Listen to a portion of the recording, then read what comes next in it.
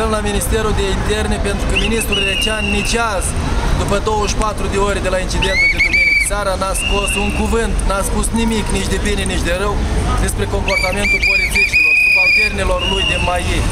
Dar ei, prin legea poliției și prin Constituție, trebuie să apere drepturile omului, trebuie să apere ordinea publică. Fata aceea n-a deranjat pe nimeni acolo, chiar dacă era o leacă amețită, ghezmuită și chiar dacă avea o sticlă de bere în mână.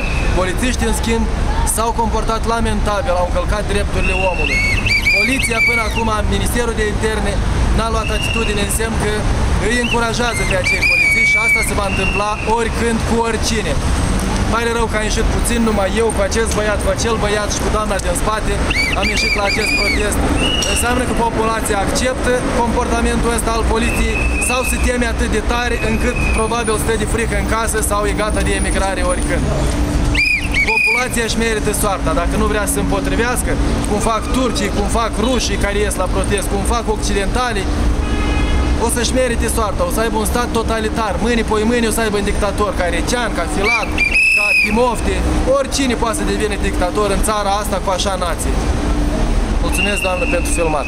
Pentru Curaj TV.